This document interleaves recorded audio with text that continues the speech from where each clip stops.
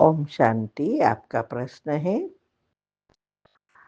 कोई मुरली से लेकर है कि श्री कृष्ण या हर कोई आत्मा को इस जन्म चक्र में शक्ति पद कम होते ही रहेगा। लेकिन शिव बाबा का इस वाक्य को समझाइए कि सूर्यवंशी में पहले पहले दास दासी बनते होंगे, फिर त्रेता में कुछ मर्तबा पाते हैं। इसका अर्थ समझना है।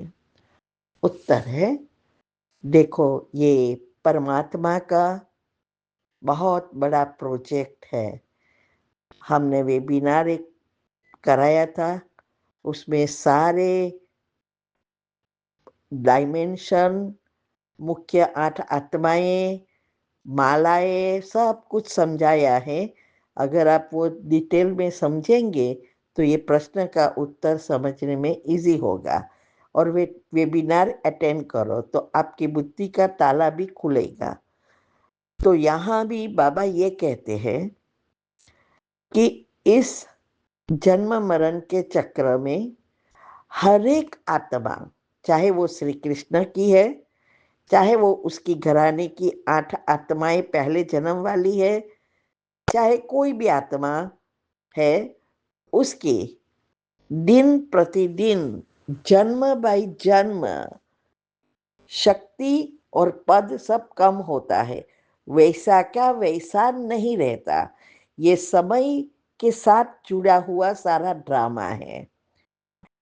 इसीलिए यहाँ कहा कि सूर्यवंशी में दास दासी पहले पहले बनते हैं। इसका अर्थ यह है कि जो शिव बाबा हमें ज्ञान देते हैं, वो ज्ञान इसके लिए है कि हम सूर्यवंशी बने या राजा बने या श्री कृष्ण के घराने में आए।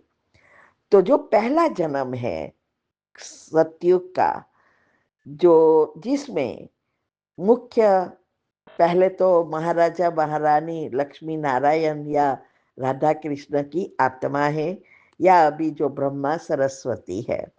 फिर 8 गड्डी चलती है, उसके बच्चे के बच्चे, फिर होती है 108, और फिर 16,108 और 9 लाख। 9 लाख तो एकदम प्रजा है। प्रजा में भी 9 लाखवा नंबर और पहला नंबर में बहुत अंतर है। हर एक का एक समान भाग्य नहीं होता है। आत्मा की शक्ति भी अलग है, तो भाग्य भी अलग है।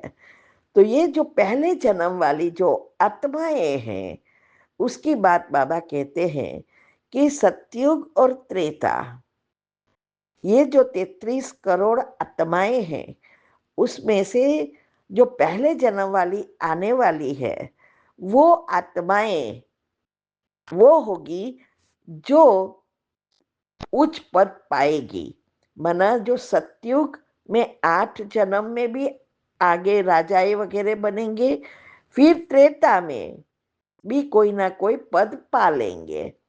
तो माना कि राजा जो बनते हैं त्रेता में, क्योंकि जैसे जैसे समय बढ़ेगा राजाए भी बढ़ते जाएंगे, एरिया वाइज राजाए होंगे, और सबकी प्रजा भी बढ़ेगी, मीन्स के वंशज बढ़ेगा।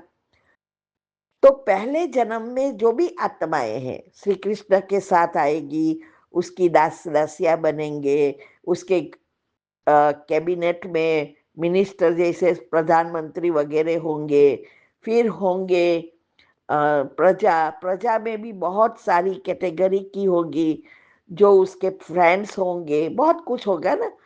तो ये आत्माएं जो कोई भी करके वो उसकी नजदीक वाली जो आत्माएं हैं, वो कोई ना कोई पद से नजदीक होगी।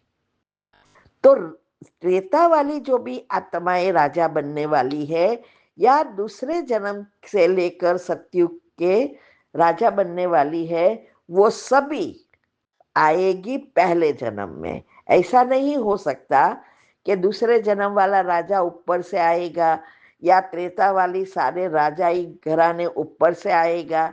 नहीं, 9 लाख जो आत्माएं हैं और पहले जन्म का जो राजाई घराना है, वही सब सतयुग और त्रेता में पाठ बजाएंगे और उच्च पद पर होंगे। इसीलिए शिव बाबा कई बार कहते हैं कि इस संगम युग के पुरुषार्थ से ये 9 लाख आत्माएं प्रजा जो है, उसमें से जो लास्ट नंबर है वो भी एक बार राजा जरूर बनते हैं। इस पुरुषार्थ से द्वापर के बाद दान पुण्य करके अच्छे कर्म करके राजाएं बहुत बनेंगे और इसमें से भी बहुत राजाएं बनेंगे, लेकिन इस पुरुषार्थ से 9 लाखवां नंबर भी राजा एक बार बनेगा। इसका मतलब यह है कि ये कोई ऑर्डिनरी आत्माएं नहीं है, क्योंकि कुल देवियां है ना। इसीलिए बाबा कहते हैं कि पहला जन्म में पहले पहले तो वो नजदीक में कोई ना कोई रीति से श्री कृष्ण के साथ होंगे, फिर वंशज बढ़ता जाता है ना, ये बाबा समझा रहे हैं। फिर बाबा कहते हैं कि बाद में जो, जैसे मैंने कहा था कि सतयुग की 8 गद्दी वाले जो है, जो उसके बच्चे के बच्चे होते हैं, वो मुख्य महाराजाएं बनते हैं। हर एक सतयुग के जन्म में 8 मुख्य महाराजा रानी बनते हैं, वो जो 8 वंशज होते हैं वो। फिर 108 जो उसके बच्चे के बच्चे बनते जाते हैं, हर एक का एक्सटेंशन होता जाता है, वो सतयुग 8 जन्म तक के राजाएं बनेंगे। अभी बाकी रहे त्रेता के, तो वो उसमें से ही त्रेता के राजा बनेंगे और 16,108 तक की आत्माएं, वो त्रेता अंत की आत्माएं राजाएं बनेंगी। और फिर प्रजा द्वापर से जो भी आत्माएं प्रजा में हैं, वो भी नंबरवार राजाएं बनना शुरू होगी। ठीक है। ओम शांति। इस चैनल पे जो भी टॉपिक्स हैं वो हेल्थ, फिटनेस, न्यूट्रिशनल, इंफॉर्मेटिव, आध्यात्मिक ज्ञान, सब मेरा खुद का चिंतन है। हेल्दी रहने और जीवन को सुंदर बनाने सिर्फ जानकारी के लिए है। कृपया इस जानकारी पर एक विकल्प के रूप में भरोसा ना करें। ना ही ये प्रोफेशनल मेडिकल एडवाइस, सलाह, निदान या चिकित्सा उपचार है। ऊर्जा प्रवाह के ज्ञान और उपयोग और ये मानव शरीर पर कैसे काम करता है, पॉजिटिव थॉट्स और मेडिटेशन का महत्व क्या है, ये सब इस वीडियो पर केवल सूचनात्मक है। आपको मेरी इस चैनल पर दी गई सलाह को मानने का फैसला खुद करना है। कृपया ध्यान दें कि आप अपने कार्यों के लिए पूरी जिम्मेदारी लेने के लिए सहमत हैं और इसका कोई भी प्रभाव, सकारात्मक या नकारात्मक, इसकी जिम्मेवार आप खुद हों।